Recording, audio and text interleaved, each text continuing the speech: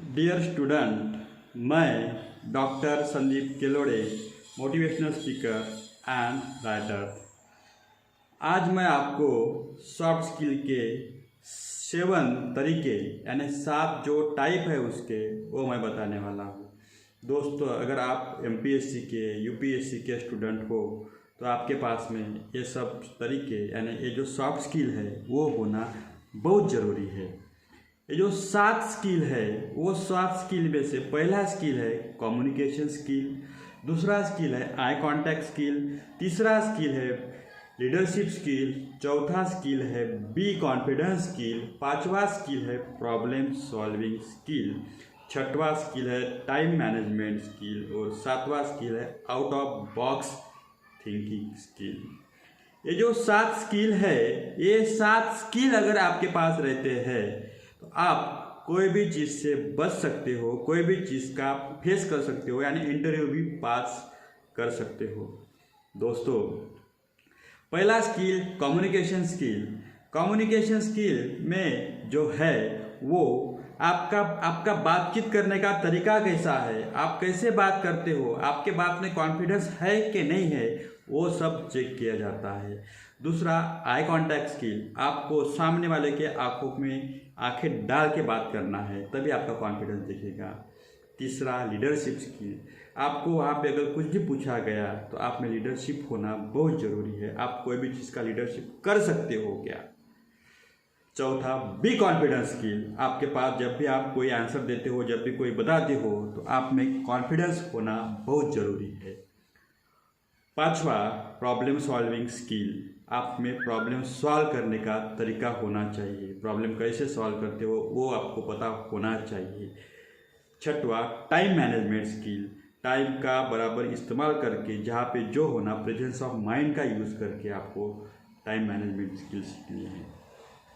और सातवां है आउट ऑफ बॉक्स थिंकिंग, लोग जो कॉमन सोचते हैं उसके अलावा आप क्या सोचते हो, उसके अलावा आपके पास क्या है, उसके अलावा आपके पास क्रिएटिव थिंकिंग है क्या, वो है आपका आउट ऑफ बॉक्स थिंकिंग।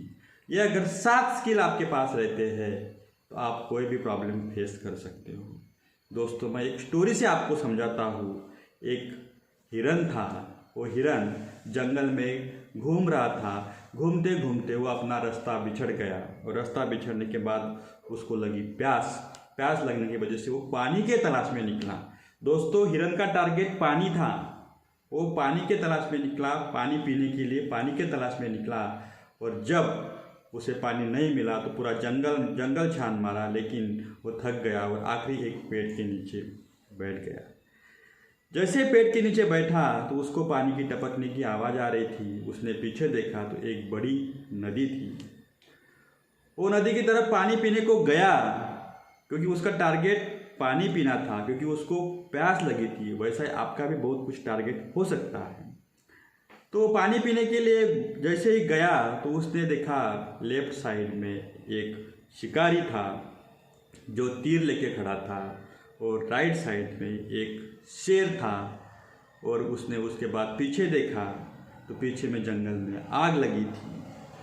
अब ये मुसीबतें आई उसके पास तो एक साथ आई, और अब उसको सॉल्व करने का तरीका वो देख रहा था। वो तो उस टाइम में कुछ टाइम के लिए प्यास भूल गया था, लेकिन उसको जब बाद में उसका टारगेट का पता चला कि अपने को तो पानी पीना है, अरे मर तो रहे हैं अपन, मरना तो कन्फर्म ही है, तो पानी पी के क्यों ना मरे, क्यों ना हम टाइम मैनेजमेंट का यूज़ करें।